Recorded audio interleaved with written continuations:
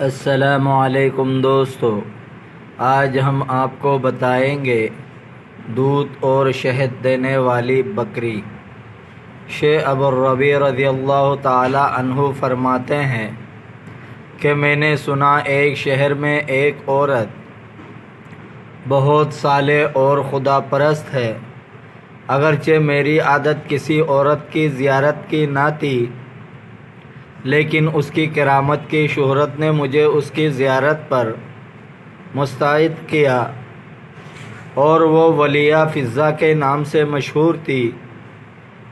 القصہ، میں نے اس شہر میں جا کر اس کی یہ کرامات سنی کہ اس کے پاس ایک بکری ہے جو دودھ اور شہد دیتی ہے۔ میں نے ایک نیا پیالہ خرید کر اس کے پاس گیا، جا کر سلام کیا۔ سلام کے بعد عرض کیا، میں آپ کی بکری کی برکات سے متمتع ہونا چاہتا ہوں۔ اس نے وہ بکری مجھے دے دی۔ میں نے اس کو دوہا تو واقعی اس نے دودھ اور شہد دیا۔ یہ عجیب و غریب واقعہ دیکھ کر سخت حیرت ہوئی۔ میں نے پوچھا، یہ بکری تمہارے پاس کہاں سے آئی؟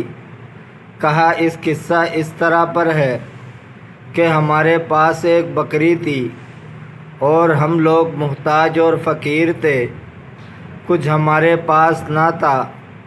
عید کے روز جب آیا تو میرے شوہر نے، جو ایک مرد صالح تھا، کہا کہ آج ہم اس بکری کو ذبح کریں۔ میں نے کہا، اس بکری کو ذبح نہ کرو، کیونکہ قربانی ہمارے ذمہ فرض تو نہیں ہے۔ اگر ہم نہ کریں گے تو ہم کو اجازت ہے، اور اللہ تعالیٰ کو خوب معلوم ہے کہ ہم کو اس بکری کی احتیاج رہتی ہے۔ یہ بات میرے شوہر کو پسند آئی اور ذبح نہ کی۔ ایک دن ایسا اتفاق ہوا کہ ہمارے یہاں ایک مہمان آ گیا۔ میں نے اپنے شوہر سے کہا کہ آج مہمان آ گیا ہے، اللہ تعالیٰ نے ہم کو مسلمانوں کی مدارات کا حکم دیا، اس لیے مناسب ہے کہ آج اس بکری کو ذبح کر ڈالو۔ جب اس کے ذبح کا ارادہ ہوا تو یہ خیال آیا کہ اس کے ننھے بچے اسے ذبح ہوتے دیکھ کر سخت پریشان ہوں گے، اس لیے میں نے شوہر سے کہا، اسے باہر لے جاؤ اور دیوار کے نیچے ذبح کر لاؤ۔ کچھ دیر کے بعد میں نے دیکھا کہ ایک بکری دیوار پر کھڑی ہے۔ میں نے سمجھی کہ شاید بکری قابو میں نہیں آئی اور بھاگ کر چلی آئی ہے۔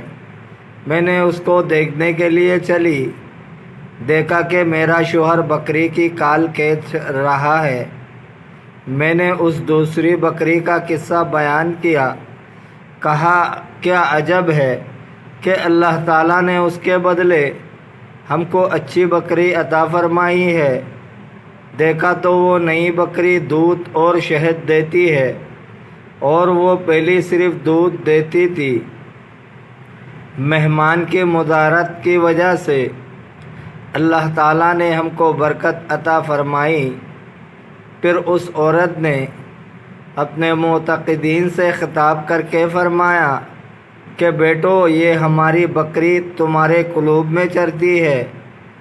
اگر تمہارے دل پاکیزہ ہوں گے تو اس کے دودھ بھی عمدہ ہوگا، اور اگر تمہارے دلوں میں کچھ تغیر ہوگا تو دودھ میں بھی خرابی ہوگی۔ اس لیے تمہیں چاہیے کہ اپنے دل کو سنوارو۔ دوستو، اگر آپ کو ویڈیو اچھی لگی ہے تو لائک کرے، شیئر کرے، کمنٹ کرے، چینل کو سبسکرائب کرے۔ اپنے بہت سارے خیال رکھیے گا۔ ملتے ہیں اگلے ویڈیو میں۔ اللہ حافظ۔